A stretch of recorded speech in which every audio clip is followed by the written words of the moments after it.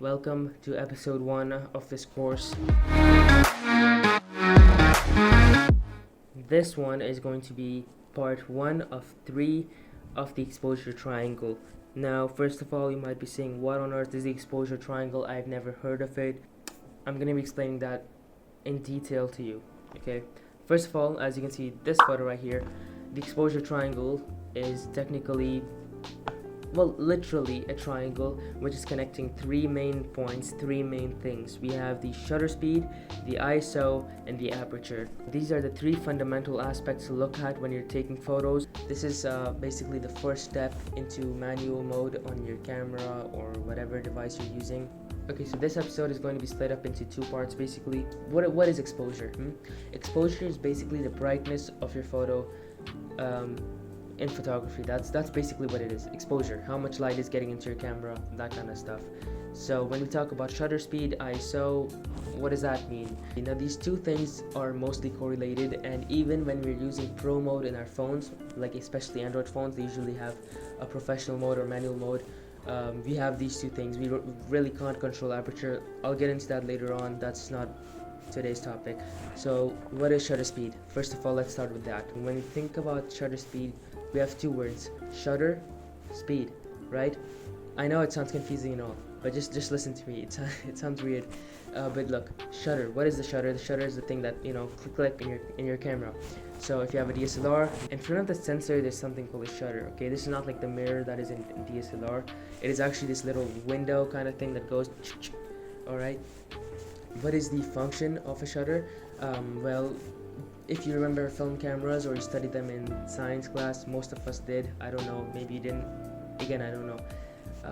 Basically, what we learned is that in the older analog cameras, we had film, right? And the film was sensitive to light.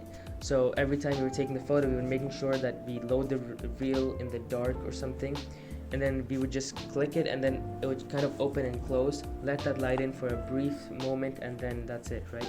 We don't always just leave it open, otherwise it's going to be a blank screen.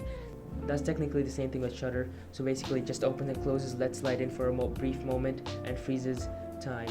And wow, it's funny because I literally just explained what shutter speed is. It freezes the events of a brief moment that you set for the camera.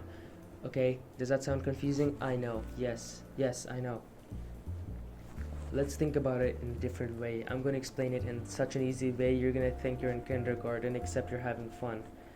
Okay, so when we have shutter speed, you must have seen that it's always like 1/8 or 1/1000 or 1/100 or 10, 30. What does that mean, Adam? Can you please explain that?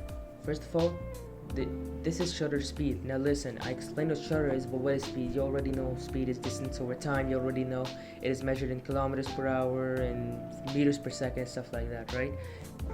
That's basically what it is. The speed of the shutter, that's shutter speed. That's literally how to explain it. There's no easier way.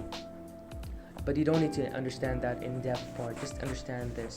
When we have a shutter speed, when we talk about shutter speeds, when you say 1/10 or 1/100, we're basically talking about the speed of the shutter. So that is like 1/10 in a second. That means that the shutter opens and closes in that time. It takes that much time to open and close the shutter. So when I say 1/10 of a second, that means that the shutter opened and closed in 1/10 of a second. Why is this such a small number? Why is it an fraction? Well, first of all, it's an fraction because, hey, do you really want decimals and do you really want to do math every damn time you click on a photo or you see the settings of a photo, whatever? No, I don't think so. That's why it is in fractions, and also because the shutter opens and closes extremely fast, and that's why you need to have complete precision. You need to have complete speed and control.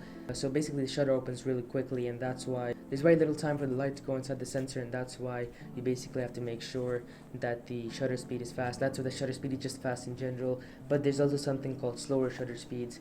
I'm going to be explaining each and everything in this video, so don't worry. Alright, so first of all, with shutter speed, here's the deal, alright? When you have something that is moving fast, for example, we have a race car, we have a bird, we have anything that moves really fast. You might have seen that sometimes when you take the photo, it's kind of blurry. right? That's because your shutter speed wasn't fast enough. It wasn't something like 1 over 1000 or 1 over 800 or whatever the speed of the item was, okay? And that's why it's usually blurry. For example, if I take a photo of a bird that is just diving from the sky, just like uh, I have to make sure, like I have to be absolutely certain that my shutter speed is not like 1 over 100 or something really lenient like that. And that is also why when you're taking photos in the dark, like, you know, you can't really move, like your camera says, your phones usually say in night mode that, hey, make sure that the subject doesn't move, because you don't want it to be blurry. Okay, so essentially you can kind of say that the faster the shutter speed, the more the thing will be like frozen, and the more it is like slower, like 2 seconds or 1 over 8th of a second, it's going to be much blurrier. Okay, so what else does the shutter speed do? Is that all that it does? No. If you think about it, when the shutter speed is fast, okay, when the shutter speed is fast, the light is going to go in for a very small amount. The light really has to speed up and get into that shutter, but that is quite difficult for the light, and that's why the image will be darker. So I know it sounds really confusing, but this is something you have to do practicals with and all that. But basically, when the shutter speed is faster, it's going to be darker, the photo is going to be darker. However, if the shutter speed is slower, for example, it's 1 over 8th of a second or 10 seconds or whatever, even if it's like a 1 over 100 or 1 over 80, the photo is going to be much brighter. It's going to get brighter the slower you go. But then, Adam, shouldn't we all just stick to one shutter speed? Shouldn't we all just follow the photographers that we follow on Instagram and whatever they say? I used 1/8 of a second shutter speed on this photo, so I should use that too. No, just no, don't do that, okay? Not at all. The reason you should not do that is because every situation is different. You cannot stick to one thing and just keep using that shutter speed in every situation. And that's why we have the exposure triangle. The three things in the exposure triangle, they all correlate with each other. Alright, but I'm trying to make this simple, so just please stay with me. Okay, so basically in shutter speed, alright, when the shutter speed is slow, there will be more brightness, but there will be more motion blur, there will be more blur. It could be because you shook the camera or the phone or whatever, or it could be because the object that you're shooting is, well, moving around.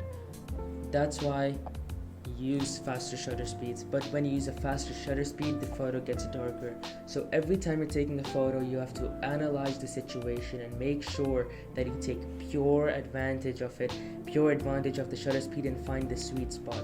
Two ways to do this. Number one, you could just use common sense and say, okay, I'm doing portrait photography, and the person isn't moving at all, like the model isn't moving at all, so, and it's pretty bright, like it's average room studio lighting, so I'm gonna use 1 over 100 or 1 over 150th of a second shutter speed, and it might just work fine.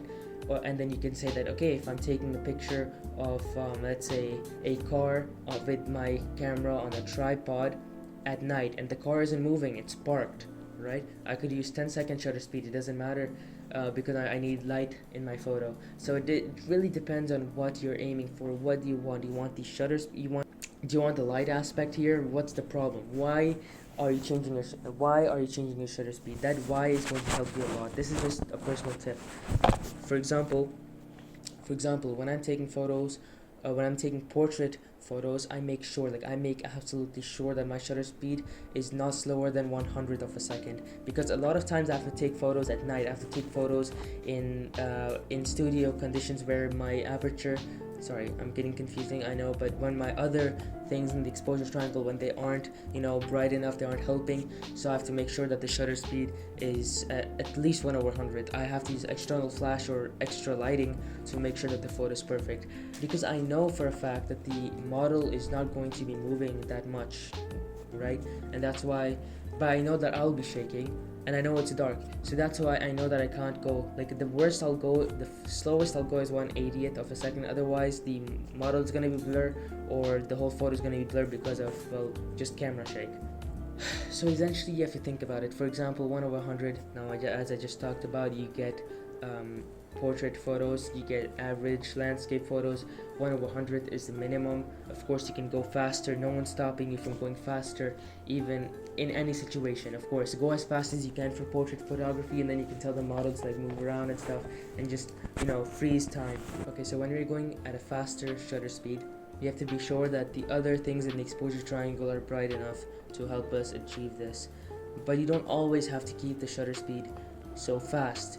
For example, you're taking a drop of water and you're just dropping it and you just want to shoot that, or you're taking a water hose or something and you want that to freeze, or you want to take a photo of let's say something really detailed, something that's moving, but you want it to be crisp. So a race car, you would use a shutter speed like 1/1000, 1/2000, whatever fast shutter speed options you have. You can do hidden trial if you're not sure, which is what I used to do. I didn't really know how this worked, and that's why I just tried to do hidden trial and just made sure that my photo was absolutely clear and that there was no motion blur or camera shake involved. But then, Adam, why would I use slower shutter speeds if it's going to end up blurring my photo by causing camera shake or something like that? And that really depends. Some people have a really steady hand, and a lot of photographers I know, they shoot 1/8 of a second handheld. I'm not even joking, that is a flex. Okay, I can't do it, and that's why you have another thing called a tripod. I'm gonna be going to tripods later on, but basically you just need to keep your camera like on a object or something like that where it just doesn't move at all. Not even the wind moves it even by a millimeter. But what will you be shooting if everything's gonna be blurred? Well, if you've seen photos like these are actually taken with slower shutter speeds. For astrophotography, when you're taking photos of the stars, you need slower shutter speeds like 30 seconds, stuff like that.